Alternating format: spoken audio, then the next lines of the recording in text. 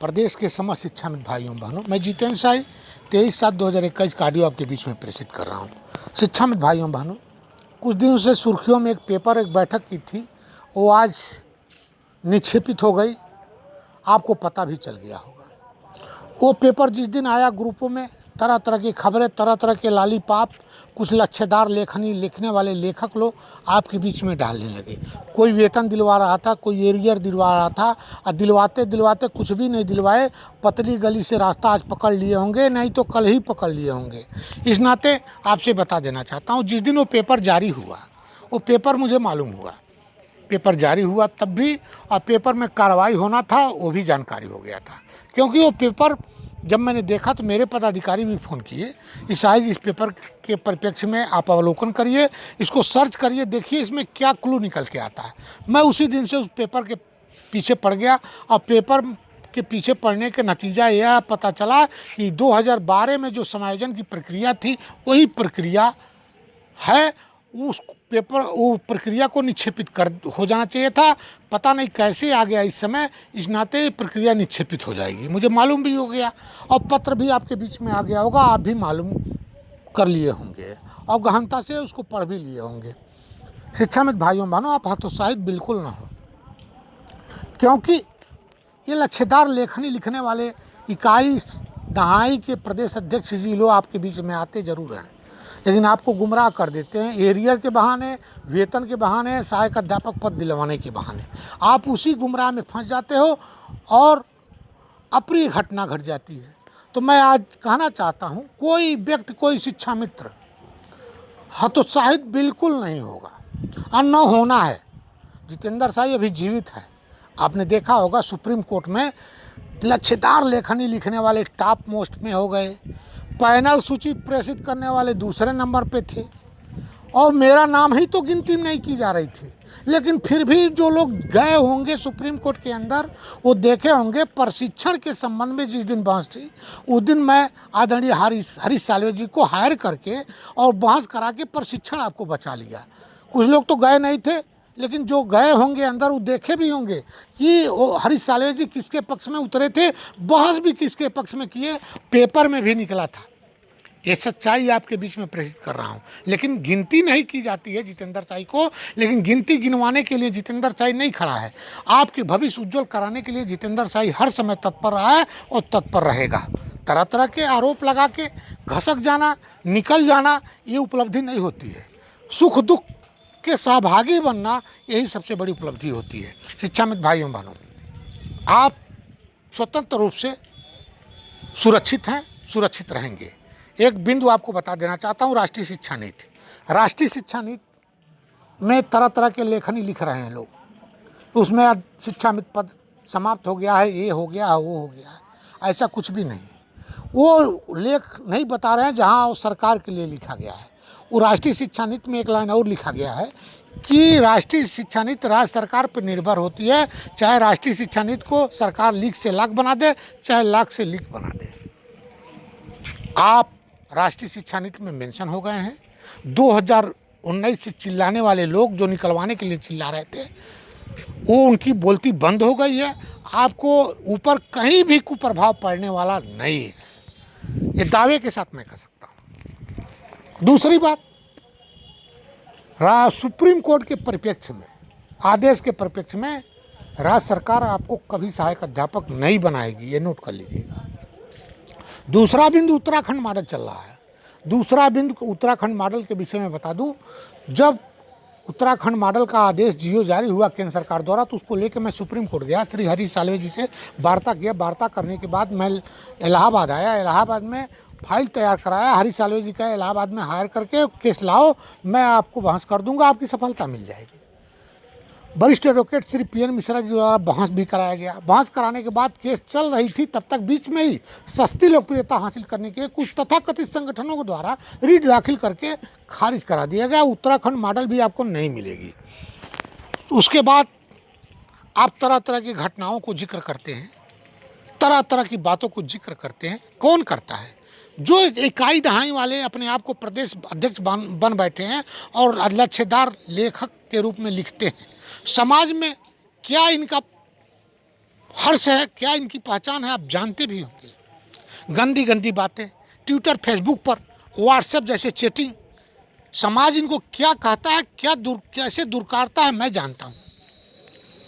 शिक्षा मित्र को बदनाम करने की कोशिश की जाती है, अपनी योग्यता का प्रदर्शन करते हैं ये लोग। इनसे आप दूर रहो, सावधान रहो, ऐसे लोगों से कभी भला होने वाला नहीं है। सरकार को आप सरकार नहीं मानोगे तो सरकार आपको क्या मानेगी? आप समझदार हो, समझ जाना। आपके बीच में गुमराह करने की साजिश शुरू से रची जा रही है, 4 साल से रची जा रही है, और गुमराह के पचड़े में फंसकर अपने आप को बर्बादी करा लेते हैं। इस नाते आपसे फिर एक बार अनुरोध करते हुए कहना चाहता हूँ, धैर्यतापूर्वक, दृढ़तापूर्वक जो कार्य आपको मिला है आप करते रहिए। ये लोग अपने व्यक्तिगत स्वार्थ के लिए आपके बीच में आए हैं, उनका व्यक्तिगत स्वार्थ सिद्धि हो जाएगी, आपको लात मार कर निकल जाएंगे। मैं ऐसा नहीं कर सकता, मेरा संगठन ऐसा नहीं कर सकता।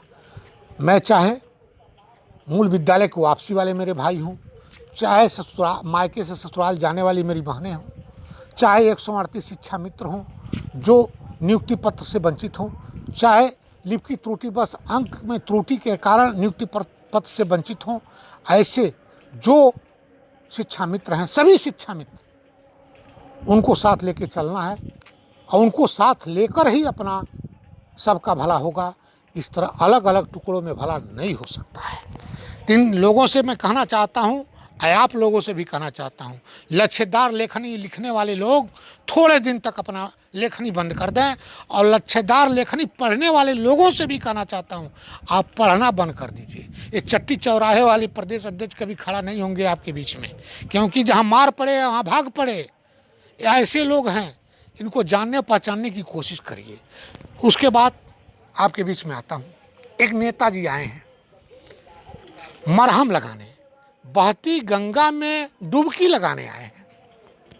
4 साल में शिक्षा मित्रों को याद नहीं आई। क्यों नहीं याद आई? जब रोजी रोटी का सवाल था, पापी पेट का सवाल था, आंदोलन चल रहा था, उस नेताजी को शिक्षा मित्रों का दुख दर्द नहीं याद आया। मेरी बहनें बाल का परित्याग करा दी, उस समय शिक्षा मित्रों का दुख दर्द इनको याद नहीं आया। अब याद आया है, उसका मात्र एक कारण है। कुछ साल पहले एक आंदोलन किए थे जिसमें तालाबंदी का घोषणा किए थे, और तालाबंदी को विफल कर दिया मैंने आपके सहयोग और समर्थन के बल पे। एलआईयू ने रिपोर्ट भेज दिया शासन में, इनका आंदोलन चलता रहा, विद्यालय भी चलता रहा, यही रिपोर्ट गया और ये आंदोलन इनका विफल हो गया। इस नाते ये समझ गए ये शिक्षा मित्र सफल नहीं होने देंगे। इसी नाते आपके मांग को 11 नंबर पे रखे हैं, और जानते होंगे पीछे से छुरा भोंकने वाले लोग हैं। उत्तर प्रदेश प्राथमिक शिक्षक संघ के विषय में मेरे से ज़्यादा कौन जानता होगा, आप जानते भी होंगे। उस दिन मैं गया था शिक्षक भवन में, इनका पैर पकड़ा था, अब पैर पकड़ के निवेदन किया था कि भैया 1 दिन के लिए 2 दिन के लिए विद्यालय में तालाबंदी कर दीजिए। लेकिन उस समय के तत्कालीन प्रदेश महामंत्री आदरणीय जबर सिंह यादव जी तैयार हो गए थे कि शिक्षा मित्रों के हित में विद्यालय बंद करना उचित है, लेकिन इन्होंने दूर दूरा के खदेड़ दिया। शिक्षा मित्र की बात को सुनना नहीं चाहे, इग्नोर कर दिए और कहे अंदर से इनके लिए हम विद्यालय बंद करेंगे, अपनी वजूद को दांव पे लगाएंगे। यह अंदर की बात आपको बता रहा हूँ। आज आपकी सहारा लेने की आवश्यकता आ गई है। सम्मानित शिक्षक भाइयों से कहना चाहता हूँ, आपने देखा होगा पूर्ववर्ती सरकार में 5 साल केवल सम्मान समारोह हुआ, एक भी लाभ आपको नहीं मिला है। इस सरकार में भी 4 साल बीत गया, एक भी लाभ नहीं मिला है। एक उपलब्धि जरूर मिली है, हेडमास्टर की कुर्सी समाप्त हो गई है, इनके कार्यकाल में ये उपलब्धि है। तो शिक्षा मित्र भाइयों बहनों, आपसे कहना चाहता हूँ, क्रमांक 11 पर मांग इस नाते रखा गया है, अपना लाभ लेके 9, 2, 11 हो जाएंगे, ये आपके साथ कभी नहीं खड़ा होंगे। एक नेताजी आए हैं 30, 33, 40, 45, 20,000 शिक्षा मित्र में शिक्षक बनने से वंचित हो गए। यदि 40-45 पे रहा होता मेरिट तो उसी के बिहाय पे तैयारी करके 20,000 शिक्षा मित्र शिक्षक बन गए होते, लेकिन बीच में 33 ला दिए। अब आज तक लड़ते रह रहे हैं, अंगूर नहीं मिला तो खट्टा है, और मेरे ऊपर ट्यूट कर रहे हैं।